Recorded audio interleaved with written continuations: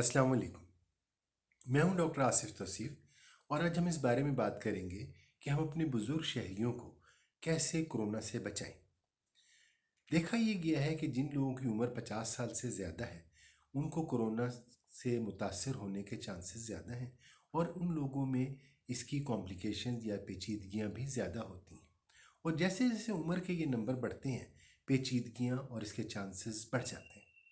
इसके अलावा वो लोग जिनको डायबिटीज़ है, जिनको ब्लड प्रेशर है, जिनको दिल की तकलीफ़ है, या वो लोग जो किसी वजह से स्टीरॉइड्स लेने पर मजबूर हैं, या वो लोग जिनको सांस की तकलीफ़ है पहले से, यानी दमा है, सीजनल एलर्जी है, या उनको सीओपीडी है यानी सिगरेट पीने की वजह से उनके लंग्स ख़राब हो चुके हैं, ऐसे तमाम लोगों को कोरोना होने के चांसेस ज़्यादा हैं।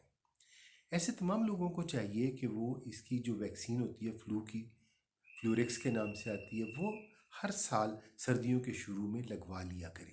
और दूसरे ये कि हर तीसरे या पाँचवें साल जो नमूनिया की वैक्सीन है वो भी कराएं। और आज ही आप इस सिलसिले में अपने मुआलिज से मशवरा ज़रूर करें। और ये है कि अब वो जो बुज़ुर्ग लोग हैं घर में उनको चाहिए कि वो मास्क हर वक्त पहने और घर के दूसरे लोगों से 3 से 6 फुट का फासला रखें और छोटे बच्चों को प्यार ना करें। और जब भी कम्युनिकेशन हो घर वालों से तो उस वक्त मास्क पहन के रखें। अपना बाथरूम अगर पॉसिबल है तो अलग रखें, टॉवल अलग रखें, उनकी बेडिंग अलग होनी चाहिए और उनके बर्तन भी अलग होने चाहिए। और ऐसे लोगों को चाहिए कि अगर वो डायबिटिक हैं तो वो अपनी दवाइयाँ सही तरह से खाएं और अपनी शुगर को भी चेक करते रहें। खाली पेट शुगर जो है वो 90 से लेके 110 तक होनी चाहिए और हर सूरत में 140 से कम होनी चाहिए। और खाने के 2 घंटे बाद वाली शुगर आइडियली 160 170 तक और ज़्यादा से ज़्यादा 200 से ज़रूर कम होनी चाहिए। अगर आपकी शुगर्स इन नंबरों से ज़्यादा है तो आपको चाहिए कि आप फौरी तौर पे अपने मुआलिज से मशवरा करें ताकि आपकी दवाई तब्दील की जाए और आपकी शुगर को कंट्रोल किया जाए। इसी तरह से जो लोग ब्लड प्रेशर की दवाई ले रहे हैं उनको चाहिए कि वो रेगुलर दवाई लें और अपना ब्लड प्रेशर चेक करवाते रहें। और अगर वो देखें कि उनका ब्लड प्रेशर 140/90 से ऊपर रह रहा है तो उस सूरत में अपने मुआलिज से मशवरा करें ताकि उनकी इस दवाई को चेंज किया जाए और बेहतर किया जाए। यानी उनके जो कंट्रोल है वो बड़ा ज़रूरी है।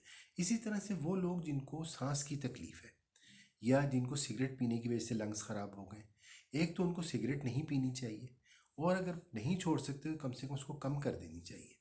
ऐसे सब तमाम लोग जिनको सांस की तकलीफ है उनको चाहिए कि वो नीम गर्म पानी पीते रहें।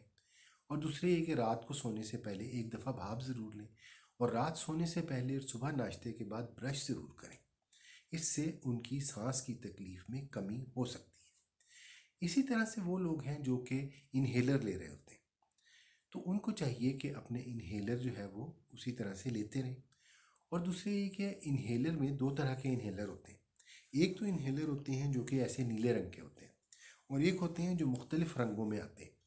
ये जो नीले रंग के इन्हेलर हैं ये वो हैं जो सिर्फ सांस की नालियों को खोलते हैं और ये जो है सांस की नालियों को खोलते हैं और साथ में इसमें स्टीरॉइड्स भी होते हैं।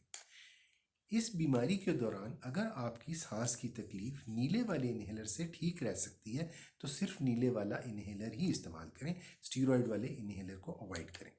लेकिन एक बात याद रखें कि ये जो इन्हेलर के अंदर स्टीरॉयड है ये लेना और स्टीरॉयड की गोलियां लेना इसमें 1000 गुना फ़र्क है। और इन्हेलर में जो स्टीरॉयड आप ले रहे हैं वो गोलियां खाने से 1000 गुना बेहतर है।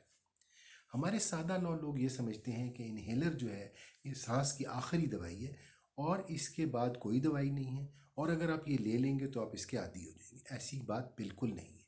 जब आप सांस की नालियाँ खोलने के लिए कोई दवाई खाते हैं तो वो सारे जिस्म में जाती है और सारे जिस्म में उसके साइड इफ़ेक्ट होते हैं। आपके हाथों में लर्जा पैदा हो जाता है, आपके दिल की रफ्तार तेज़ हो जाती है, आपकी मसल्स में ट्विचिंग हो जाती है। उसके बाद थोड़ी सी दवाई आपके लंग्स में पहुंचती है जिससे आपकी सांस बेहतर हो जाती है।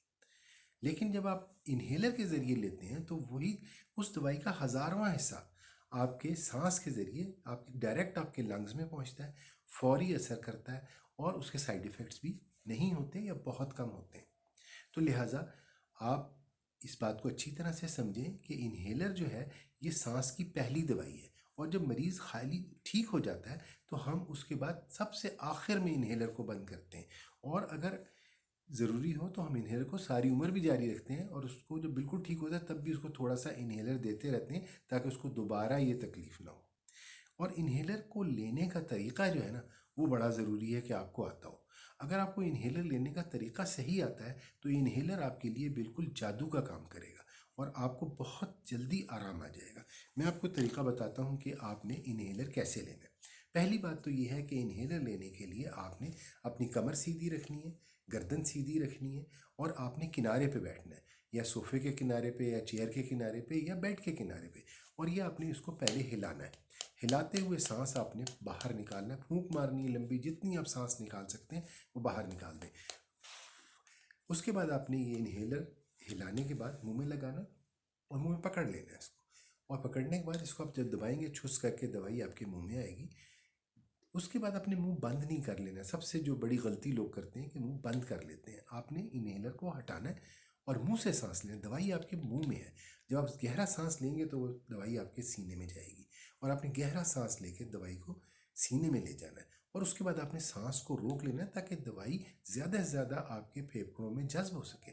और जब सिर्फ सांस ना रोकी जाए तो आप नाक से निकाल दें, फिर आप 3-4 मिनट का वक्फा दें ताकि इतनी देर में वो है और एब्जॉर्ब हो जाए।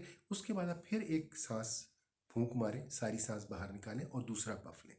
और ये पफ हमेशा आपने खाने से पहले लेने, और अगर आपने किसी वक्त आपको लेने पड़ गए और अभी खाने का टाइम नहीं है तो उस सूरत में अच्छी तरह कुल्ली कर लें या ब्रश कर लें, क्योंकि इसके जो प्रोपेलेंट पार्टिकल आपके मुंह में लगे रह जाते हैं, उनसे मुंह पक जाता है। अब देखिए मैं आपको लेके दिखाता हूँ।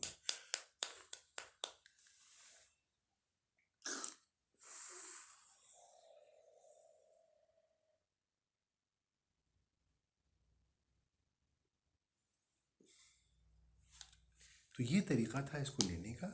ये आप इसको तरीके को बार बार करें और आईने के सामने बैठ के करें ताकि आपको पता चले कि आपकी जो इन्हेलर की का धुआं है वो बाहर नहीं निकल रहा। अपनी बहुत ख्याल रखें। Thank you very much.